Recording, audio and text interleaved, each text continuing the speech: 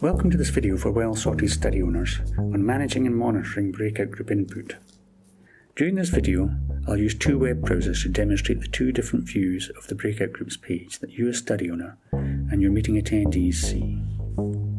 I'm using Chrome browser to work as study owner. You can see I'm logged into my study and have navigated to the breakout groups page for my tutorial demo meeting. This is the study owner view with controls to add and delete groups and freeze and unfreeze input. In my other browser, I'm acting as a meeting attendee who has navigated to the breakout groups page already after being given the URL.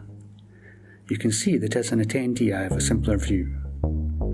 I can view any group by clicking the view buttons, but there's not much input to see yet. I choose to edit one of the groups by clicking Edit. The breakout group page opens, and I change the raconteur name and group title. I click Save Form and continue editing. Let's look at what the study owner sees now. I will switch to Chrome browser, where I'm logged in as study owner. I click the refresh button, and I see that the group is locked, meaning an attendee has claimed it and is editing. I can see they've already changed the raconteur name and the title.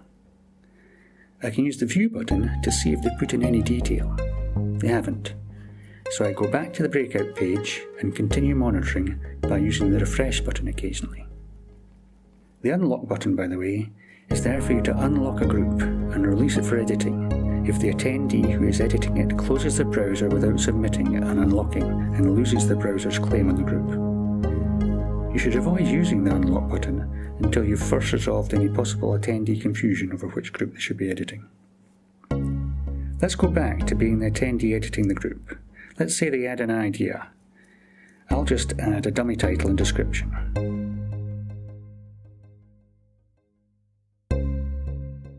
But this time, they choose Submit and Unlock Group. This releases the group. At this point, anyone else could claim the group using the Edit button if they wanted to.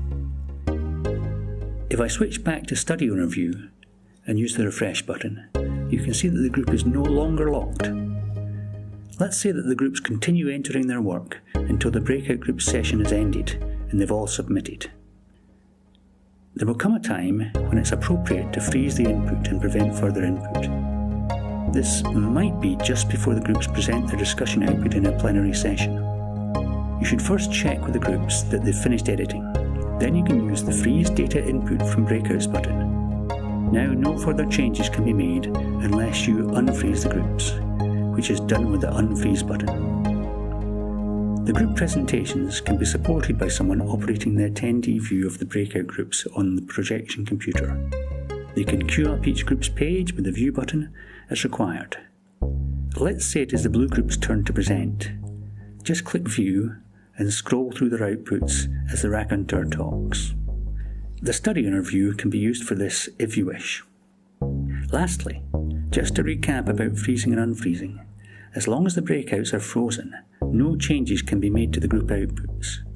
If any minor edits are needed, you can unfreeze them, do the edits and freeze them again, so that they will remain a fixed part of the meeting record.